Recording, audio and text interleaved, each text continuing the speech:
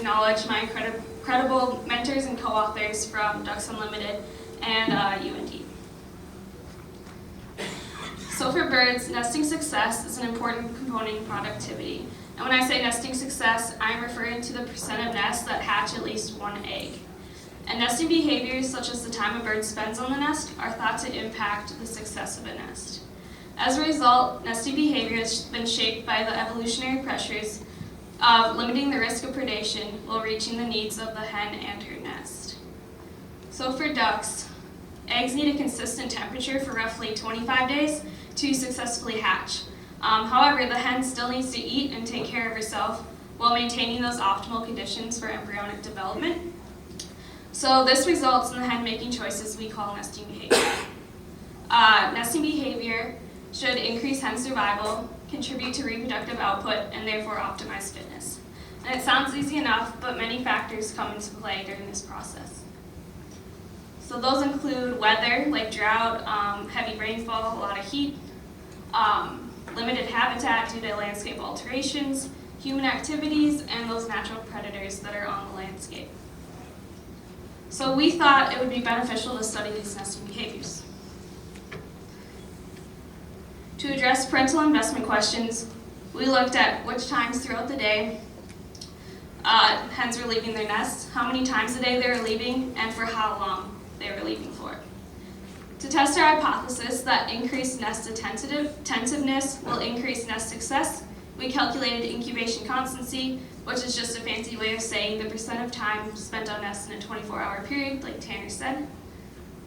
And next, we asked if there were any obvious patterns in those nests that were successful, so we related nest survival to the behaviors evaluated in the first objective, along with things like vegetation height, year, and study site.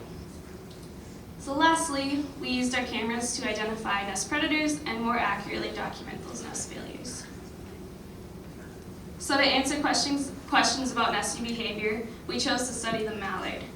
This is because the mallard is a very widespread and abundant species of duck, and although it is not the most abundant duck at our study site, we still find enough to contribute to a larger deficit.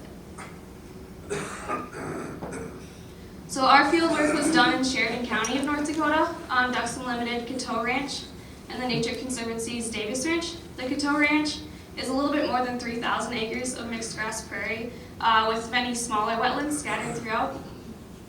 And then the Davis Ranch is roughly 7,000 acres of mixed grass prairie with less numerous but larger wetlands scattered throughout. And we searched 4 plots on each ranch weekly throughout the breeding season. So we collected data on mallard hens from May through July in the years of 2016, 2017, and 2018. I'll tell you how we collected this data, but first I would like to ask, how many of you have voluntarily risked your lives chain dragging? Okay, great. So for those of you who don't know what I'm talking about, chain dragging is the method we use to find upland nests. It involves 2 ATVs attached to one another by a chain that is roughly 120 feet long. This chain just rides on top of the grass, and it will often cause a bird to flush from their nest. It looks a lot like this, and in my opinion, it is ultimate trust exercise, especially when the landscape throws in large rocks, wetlands, standing water, and steep hills in your way. So clearly this was an impactful method that I learned as part of my research. So then, once we found the nest, we recorded what species of hen we saw, the number of eggs at the nest, the height of vegetation from north, south, east, and west, the GPS coordinates for mapping, and then the age of the nest using that technique known as candling. So, at a subset of mallard nests, we set up miniature surveillance cameras at the nest as soon as it began incubating, which means that the hen has stopped laying eggs and begins advancing the development process.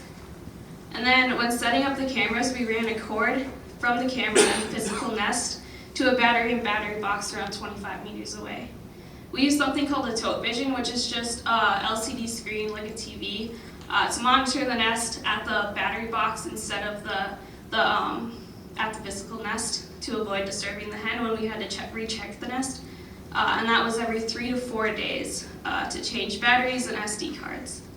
So after the nest either hatched or failed, we reviewed the continuously recorded video footage and noted when the hen was on her nest, when she left for recess, and then if anything unusual occurred. Lastly, if the nest was depredated, we determine the predator and predators in some cases that consume the nest.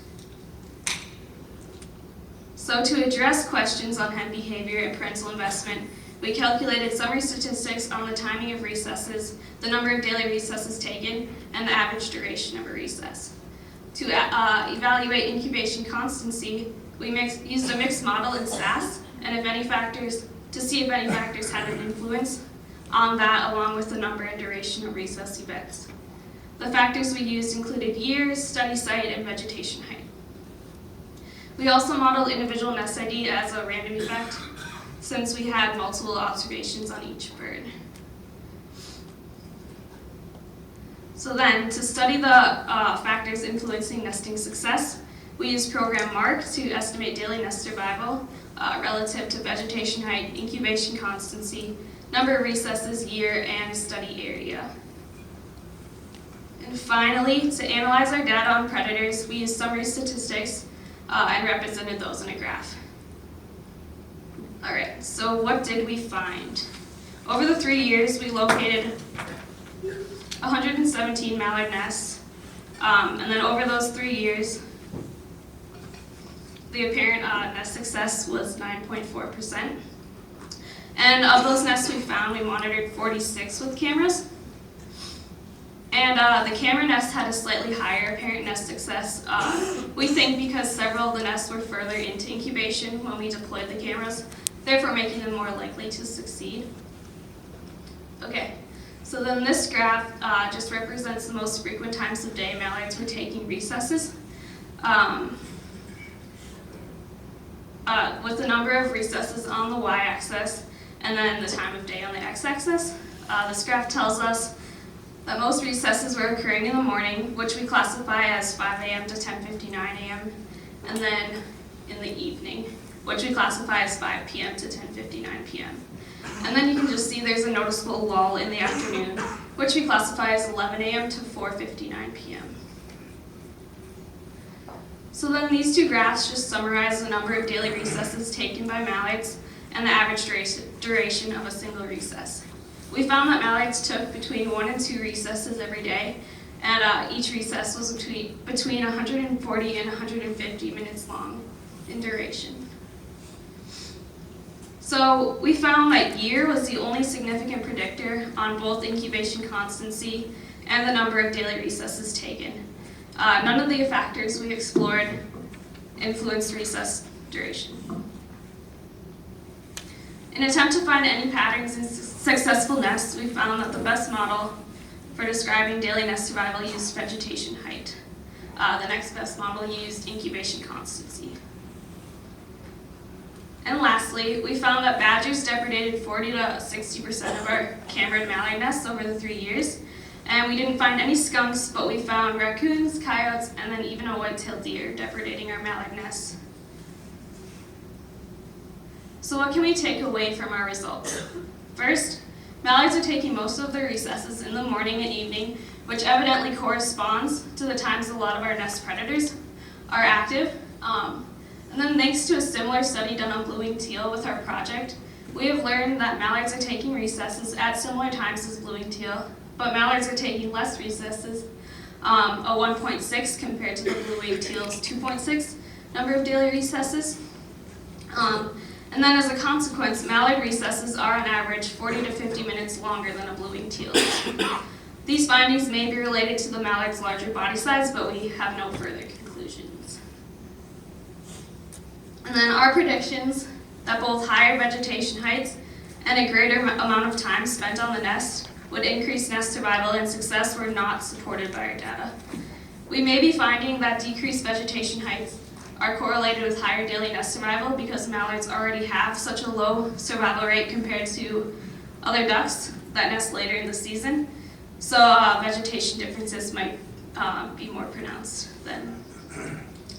We may also be finding this due to our research methods. For one, higher vegetation is more likely to be altered by our researchers. And then also a few studies have suggested that vegetation heights taken after the nest is faded rather than just when the nest is found may tell you more about nest success. So we didn't start taking final vegetation height measurements until the 2018 field season, so we weren't able to analyze that. And then the biggest takeaway from the predator side of things is that we are finding a lot of badgers, and they are depredating the nest in unpredictable ways, making it difficult to determine them as the predator without a camera. And we are unsure if a large amount of badgers are depredating our nest due to our monitoring techniques, or if there are just a lot of them on the landscape at our study sites. This is why one of our other student researchers, Mason Hammer, is putting out trail cameras in hopes of learning about the demographics of our study areas. So all of this is really interesting, but why do we care? And why are we spending our summer vacations doing this type of research? For one, hens need to be present at the nest for us to use the chain drag method effectively. Therefore, with the use of cameras, we found that dragging before 8 a.m. or after 2 p.m. would result in a lot of missed nests because many hens are on recess during those times. Second, and most importantly, learning about the nesting process helps fill in the whole picture for effectively coming up with management strategies that work to increase the success of nests and reduce pressures that may alter bird behaviors or increase energy expenditures during this demanding period in their year. And finally, this may be a bit cheesy, but after learning about and watching video footage of individual nesting hens through adverse weather conditions like heavy rain and observing frequent depredations, it becomes evident that ducks go through a whole lot just to create one successful hatch. So therefore, researching hen nesting behavior is not only important for management implications, but it is a great personal reminder as to why we are all in this field. So then I would just like to leave you all with one of my favorite quotes from Gaudy Knight that says, "How fleeting are all human passions compared with the massive continuity of ducks." And before ending, I would just like to take a moment to acknowledge those that have contributed to the project. Without their help and collaboration, this project would not be possible, so we are incredibly thankful for them. And then, if you don't already know, you can follow our student research story on Facebook, Twitter, and Instagram by following @RealDucktails. Feel free to take out your phones right now in case you forget. And with that, I'm willing to answer any questions you may have.